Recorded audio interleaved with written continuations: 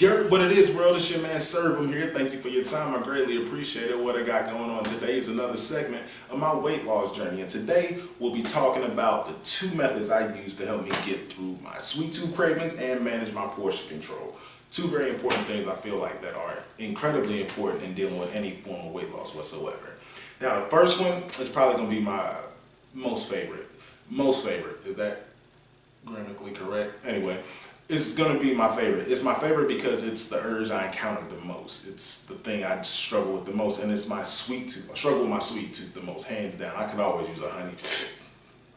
I could always use a honey bun. God, biscuit mix. Love honey buns. But the single biggest instrument I use to combat my honey bun craving and sweet tooth cravings in general is toothpaste. I know it sounds weird, and it's ironic too. Toothpaste, sweet tooth.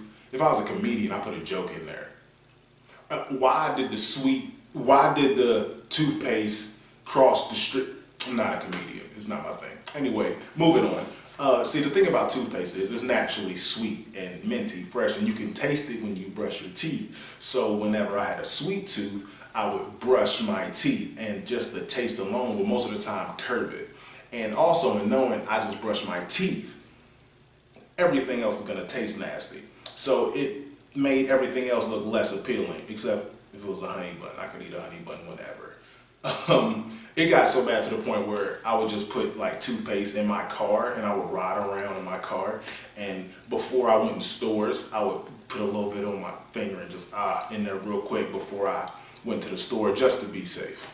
Moving on, portion control. Now, I call this particular way of dealing with portion control is the restaurant method. I call it the restaurant method because you ever been to a restaurant, you go in there, you sit down, the waiter comes out, he brings you your menu and takes your drink order. He goes, gets you your drink, brings it back, you're drinking menu, drinking menu, drinking menu, drinking menu, and then he comes back and take your food order. So now you're drinking, waiting, drinking, waiting, drinking, waiting. And you're so full by the time you actually get your food, you can't even finish it. You need a doggy bag to finish your food later on at that point in time. Thus, the restaurant method. I utilize that method when I'm in my house.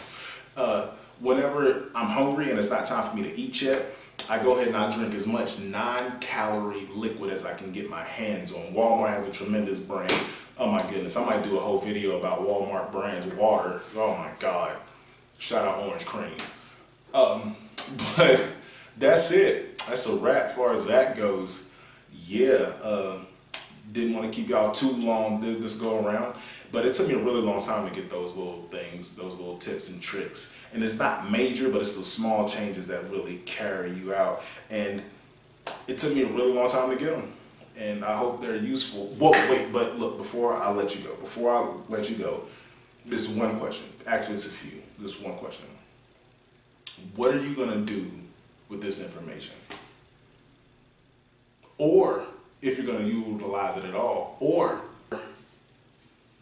are you willing to put yourself through your own trials and experimental stages to figure out what can help make you make that change? That change that is going to make you into that person being that ideal person being the idea you have in your head of the person you want to become. Now, when I say these things, please don't think I'm saying that you're not amazing right now, because you are. When I say these things, please don't think I'm saying that you're not incredible right now, because you are. You clearly, you so are. But what I'm asking is, what if there's another level to your incredibleness? What if there's another level to your amazingness? But you're just scared. You're scared to jump out. You're scared to lose those comfort foods. You're scared because those food brought you so much comfort. You're scared at the change that is drastically going to take place in your lifestyle. And I get that. I totally understand that. I know. I've been there. But speaking as somebody who's been there, I can assure you what's on the other side of that discomfort, what's on the other side of that loss, what's on the other side of that change is the new you. It's the new you. And when you look back and you see how far you've come, and you look back and you see all that you've acquired, and you look back and you see all the goals that you've achieved, you realize that everything you've been through is nothing that holds in comparison to what you are right now. And in that instant, you'll know that you are incredibly creative, masterfully constructed, brilliantly presented. And you'll know that you are loved and believed.